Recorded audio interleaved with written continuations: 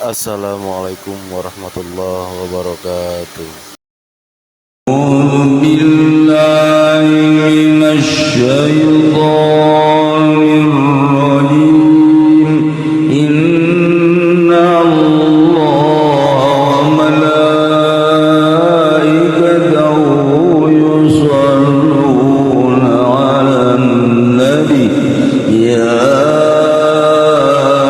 أيها الذين آمنوا صلوا عليه وسلموا تسليما. Urang teh akuari ieu nyaritakeun Tuan Abdul Qadir Al-Jailani qaddasallahu sirrahul aziz, seorang kutubul aulia anu tadi dicaritakeun manakibna ku Kiai Turmudi. Rada aya kakurangan teh geus tikulan nambahan bukuna panjang satungtung deuleu kabeh anu milu haul, anu apal kangarana, anu pernah nganasab ka anjeunna ditulis bae ku kabeh ditulis sebagai muridna ku Tuan Syekh, tulis kabeh. Malaikat protes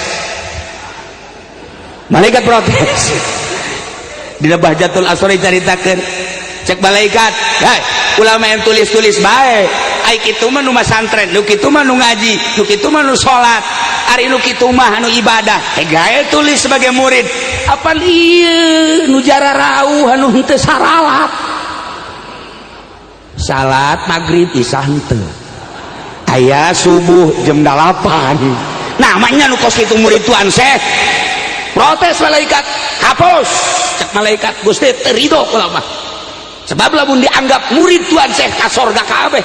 Apa dia teh saralat jana, salat teh uca aco, nya salat inget ka karunggoni, nya salat inget ka si eta nu mana, si itu teh anu nyenghel teh eta bagus. Diprotes ku malaikat, langsung ka Gusti Allah. Cek Gusti Allah, tanyakeun bae ka Tuan Syekh, coba siap henteu diprotes. Begitu diprotes ka Tuan Syekh ku malaikat teu ridho, lamun ieu kabeh dianggap murid kabeh. Cek Tuan Syekh Abdul Qadir ngomong ka sie, "Hei malaikat, sia rek protes-protes ka Gusti Allah, bejakeun ka Gusti Allah. Lamun aing dianggap jati kutubul aulia, nu kumaha bae kabeh dianggap murid aing. Ya, nu jorek teh anu jorek perlu disapaatan, tulis di bukuna. Nyana jorek aing bagus, nyana jorek murid aing dianggap wali bagus. Geus nu jarore kalimpunan kudu bagus." Idit si malaikat ka ditu, masyaallah. Cek malaikat teh bisa digagugugat.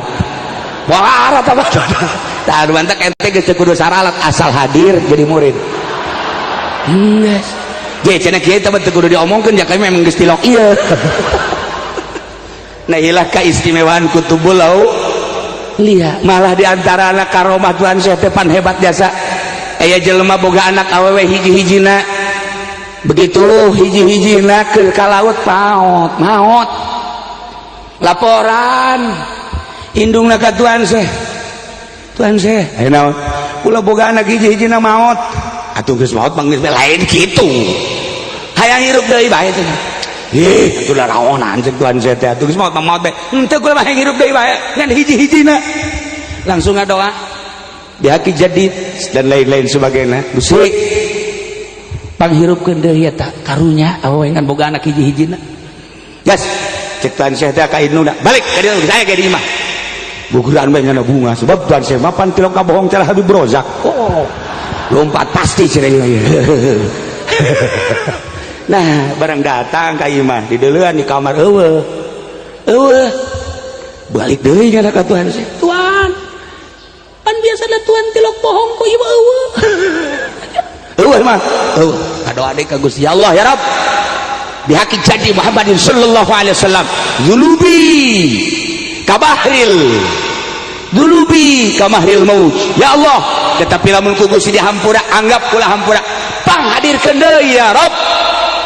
Langsung baik aya di imah. Bunga teh awewe datang ka imah. Eueuh deui bae. Aduh, sakira ieu mah cari orang kieu Tuan Syekh. Kok ieu mah jadi magol kieu. Asana ngada duit gubernur kajen hukum lagi. Teu beres ya. Langsung berangkat di ke Tuan Syekh. Encan aya encan 3 kali begitu 3 kali ngototnya na gas balik lamun kuari Allah awas ancam kukula Gusti Allah baik eta keur carita ngomong papada nu bodoh ku gede-gede na ka kutuban Tuhan teh akhirnya langsung datang ka imah ayah langsung sujud Tuhan teh sangat sujud cerik teu ngomong cek Gusti Allah hei Abdul Qadir kunaon maneh teu laporan geus aya Gusti ngisin kula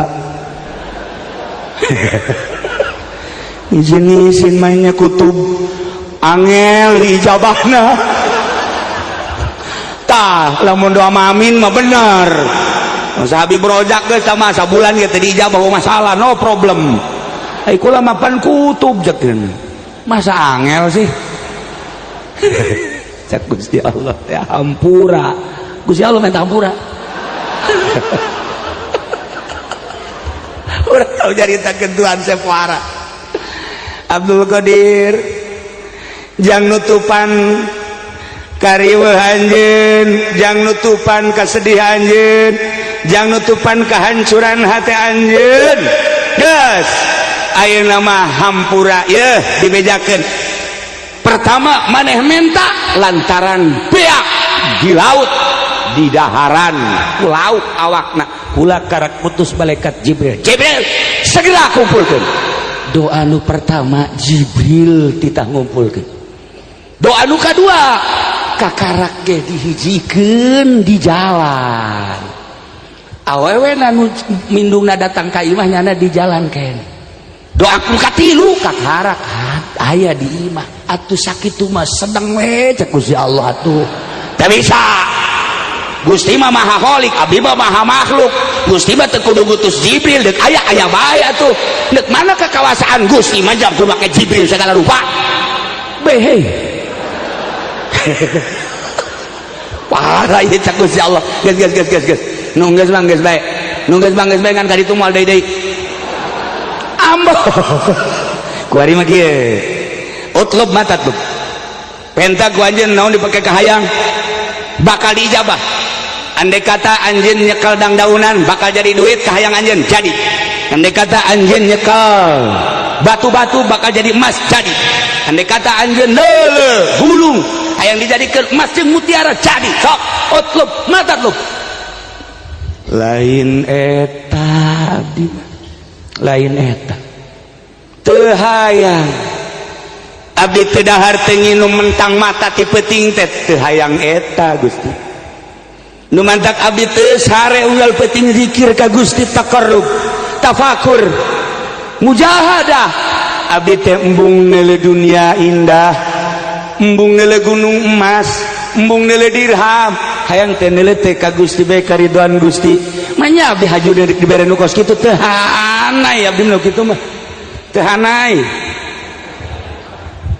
atuh ayeuna hayang naon abdi manu di pikiran teh lain diri abdi manu di pikiran teh lain sasaha tapi umat sabada abdi teu aya lamun Gusti Rasul junjunan alam Kangjeng Nabi urang Kangjeng Nabi Muhammad sallallahu alaihi wasallam nyaritakeun ummati kuring ge sarua kos Kangjeng Nabi muridi sanggesta maut kangjeng selalu ingat ka umat sanggesta maut kaula selalu ingat ka murid kaula pamenta abdi mah Gusti geus bae hayang disalamatkeun seluruh murid kaula sakitu bae abdi mah insyaallah teh Gusti Allah geus atuh tanda tangan Jibril tanda tangan